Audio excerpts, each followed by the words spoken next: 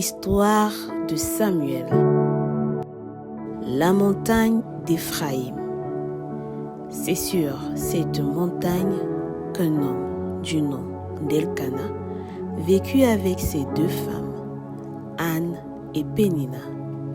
Pénina avait 10 enfants, mais Anne était stérile. Elle reçut ainsi des mortifications de sa rivale, mais était très aimée de son mari Elkana.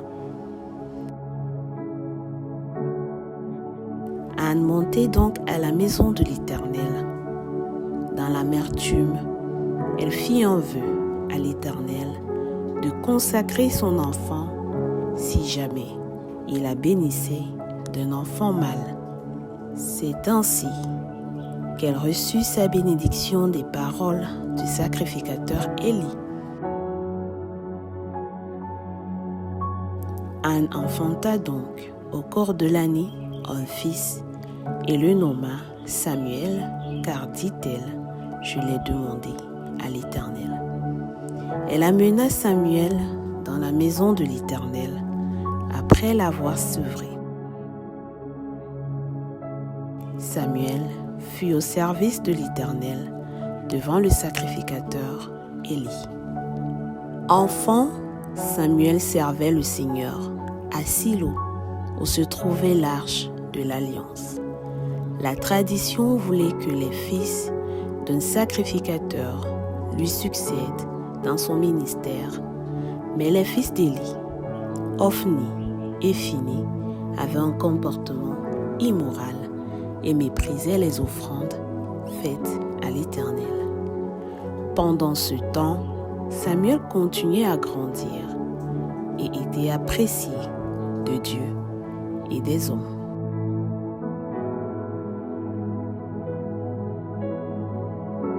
À une époque où les prophéties et les visions étaient rares, Dieu se révéla à Samuel et lui donna un message de jugement à transmettre à Élie. La réputation de Samuel en tant que prophète s'est répandue dans tout le pays et Dieu a continué à révéler sa volonté à son peuple par son intermédiaire.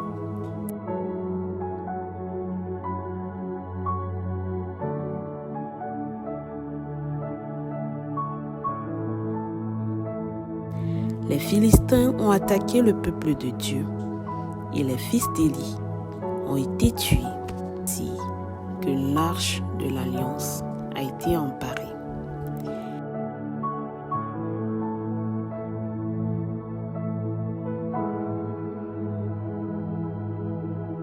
Élie également est mort sous le choc en apprenant la mort de ses fils.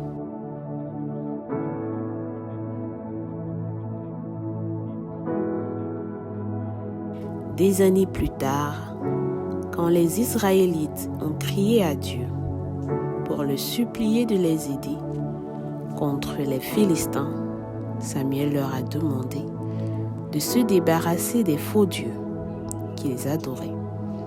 Sous la direction de Samuel et par la puissance de Dieu, les Philistins ont été vaincus et Samuel a été reconnu juge de tout Israël. Les fils de Samuel, Joël et Abidja, comme ceux d'Élie, péchaient contre Dieu en recherchant un gain malhonnête et en pervertissant la justice.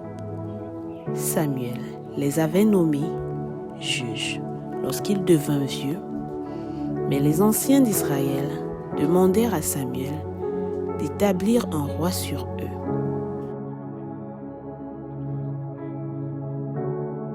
Nouvelle qui attrista fortement Samuel et fit appel au Seigneur de le guider.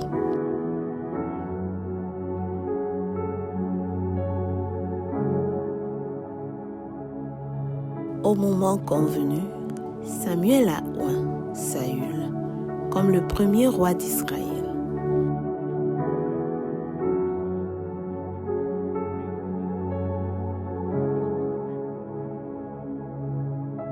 Après un certain temps, Dieu a dit à Samuel qu'il avait rejeté Saül à cause de sa désobéissance. Samuel annonça à Saül que Dieu le rejetait comme roi. Dieu demanda à Samuel de choisir un autre roi, issu de la famille d'Isaïe. Samuel oint donc David, mais il mourut avant que David ne devienne roi, et tout Israël se rassembla pour le pleurer. Grand comme petit, le portrait de Samuel nous est inspirant. Cette histoire est tirée du livre de 1 Samuel, du chapitre 1 au chapitre 25. Que Dieu vous bénisse.